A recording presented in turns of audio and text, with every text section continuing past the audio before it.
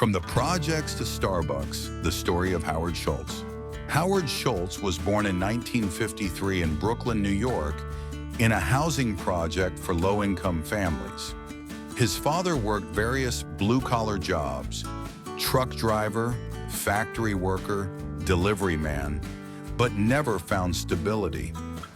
One of Schultz's earliest memories was seeing his father lying on the couch with a broken ankle, injured on the job and fired without benefits or support. It was a moment that shaped him deeply. Growing up in poverty, Schultz found refuge in sports.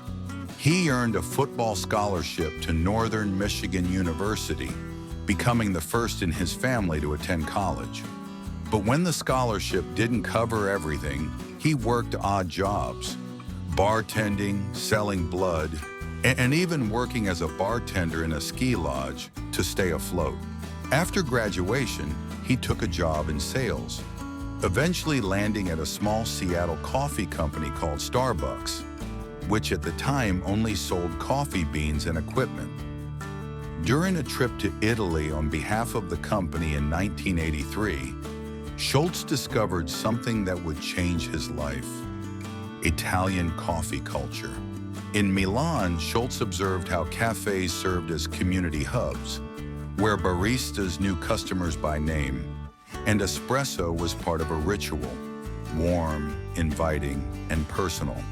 He saw potential. He came back to Seattle inspired, pitching the idea of turning Starbucks into a cafe-centered experience. But the founders weren't interested. They believed in selling coffee beans, not beverages. So Schultz made the bold decision to leave Starbucks and start his own company, Il Giornale, to bring his cafe vision to life. He worked tirelessly to raise money, facing rejection from over 200 investors. Many couldn't see why Americans would pay $3 or more for a cup of coffee. But Schultz persisted, eventually raising enough to open his first cafe. The concept worked. It was fresh, people-focused, and elevated the simple act of drinking coffee into something more.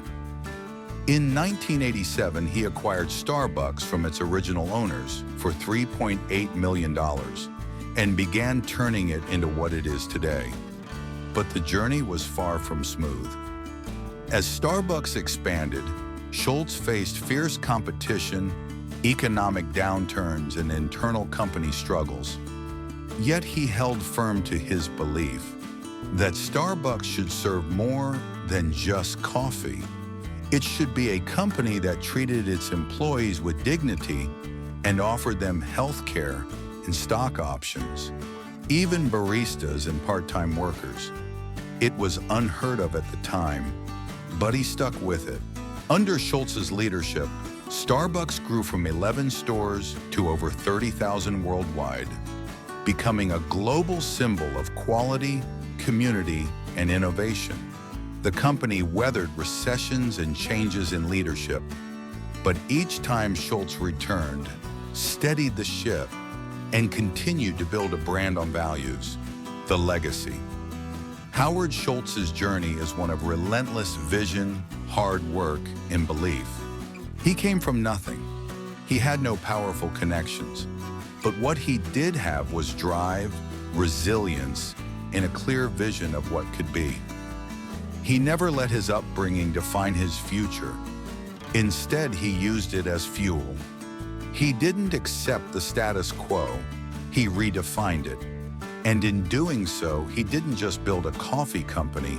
He built a culture,